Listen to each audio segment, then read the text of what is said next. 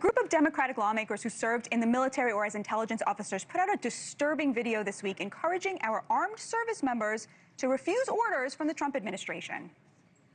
Americans trust their military. But that trust is at risk. This administration is pitting our uniformed military And intelligence community professionals Against American citizens. like us. You all swore an oath to protect and defend this Constitution. Right now, the threats to our Constitution aren't just coming from abroad, but from right here at home. Our laws are clear.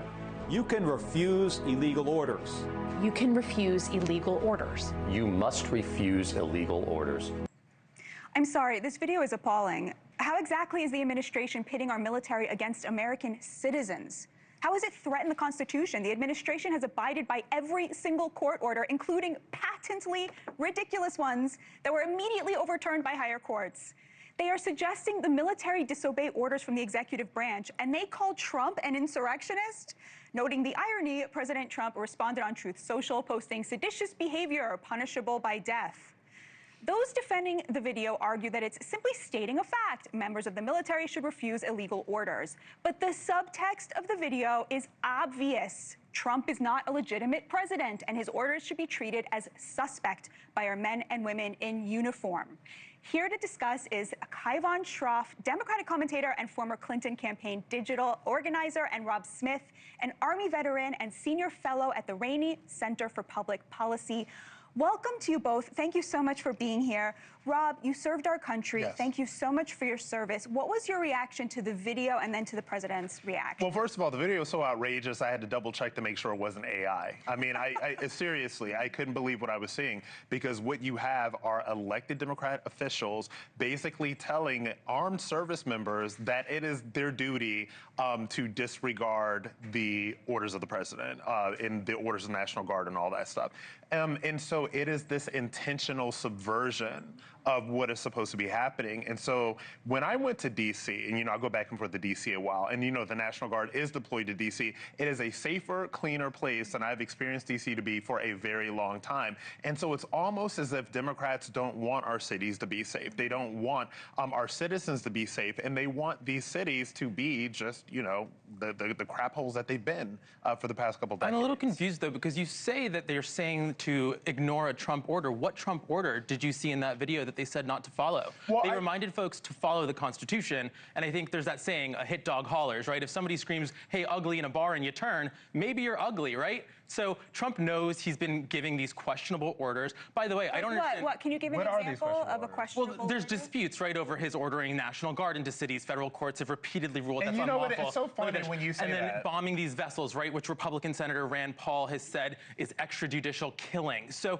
things like that. And of course, by the way, I want to clarify, there is a standard that rank and file troops know, and I know you know this, of is it something so outrageous? Is it manifestly unlawful? Is it an order to kill somebody, a citizen, for example, or to torture somebody? They know to ignore that stuff and not to follow those orders. So why not remind people of that?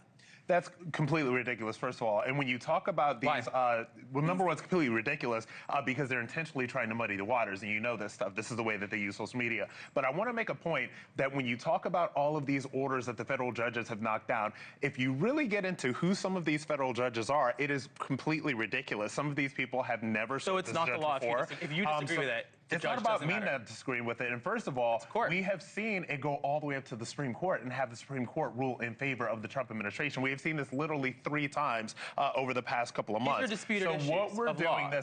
these are disputed issues because and by the way, if you wonder, why Kaivon, have you seen the Trump administration violate the law repeatedly? Ignore a court order? Yes, we know that Emil Bove, specifically, right, somebody that Trump has elevated, said F the courts. Everybody knows that happened. Which court order they have the intention to violate these laws. Which one did they violate? We know that ICE is violating court orders all the time. Specifically, do we know that? We do. Anyone can Google. Who is we and anyone for example, can Google? You can't use tear gas. Look it up. Look in Chicago. In Chicago, they are repeatedly violating the restrictions courts have placed on them. But I will add, right, Donald Trump knows. You want to read into the subtext of this video, and yet Donald Trump calls for the execution of sitting elected officials who are veterans as well, and we all want to pretend we don't know what he means by that and then say, oh, he wasn't saying he wants to execute them. He's retweeting tweets by neo-Nazi accounts saying to hang these people. Which neo-Nazi accounts?